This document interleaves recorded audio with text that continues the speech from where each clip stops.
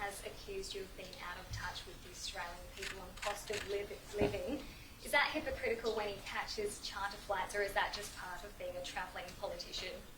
Oh, look, I make no criticism of Petter Dutton catching a charter flight to do his job. That is his job, and he attended a conference. I read that story in Tamworth.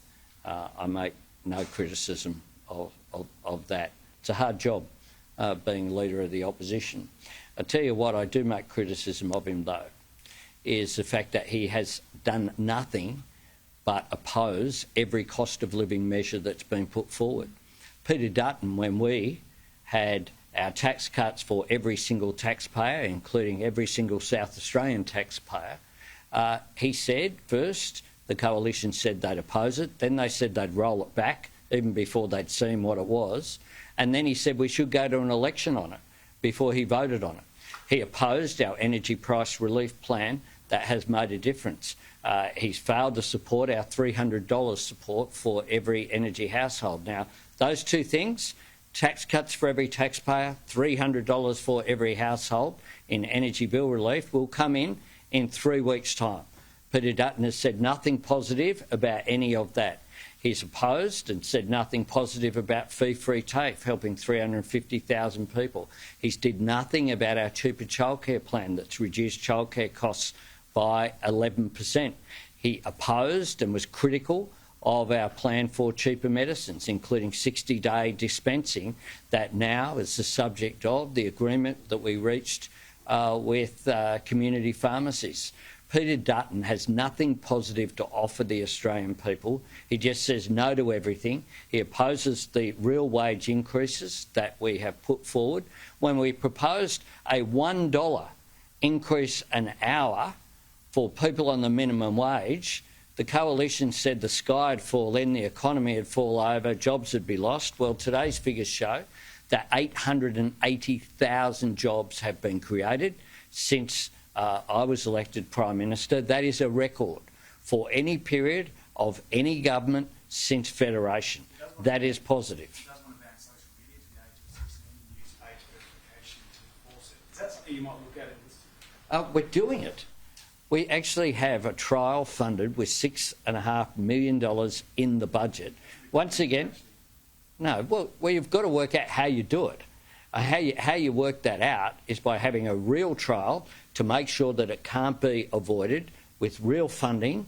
That was announced before the budget. The funding's in the budget. That trial will be underway. This is Petter Dutton playing catch-up. I tell you who's been ahead on that issue. It's this bloke here, the Premier of South Australia, who's been ahead.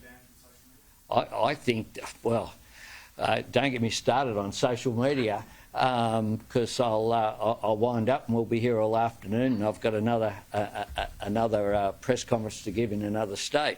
But I think very clearly, and the reason why we're doing the trial is that social media is having a negative impact on young people. I want people to spend more time on the footy field or the netball court than they're spending on their phones, very clearly. And a ban, if it can be effective, is a good way to go on. I've said this repeatedly, and I continue to say it. It is an issue in which parents have raised with me, and I reckon there's not a school end of the day program where parents, when they're picking up their kids, aren't talking about these issues. It is a scourge. It is negative. It is having a negative impact on young people's mental health and on anxiety. If you look at all of the figures, then we have real issues to deal with. And what has changed in my lifetime is the impact which is there. And I've said, with regard to social media across the board as well, social media has a social responsibility. They seem to think that their responsibility is just to make money, these big multinationals overseas. I want to make sure that the interests of young people in particular are looked after, and that's why we're doing this trial, to make sure that any measures can work to make sure that what always occurs is that these companies will try to avoid mechanisms. We want to make sure that we get it right. Is there an age though that you think would be more effective? Peter Dutton's calling for 16, but Premier Malinowska says 14 is the right age. Well, look, I think that 16 is a reasonable age. That's what we're looking at in the work that we've done. That's what I've said before. Peter Dutton, it's good that he's caught up, and I welcome him catching up.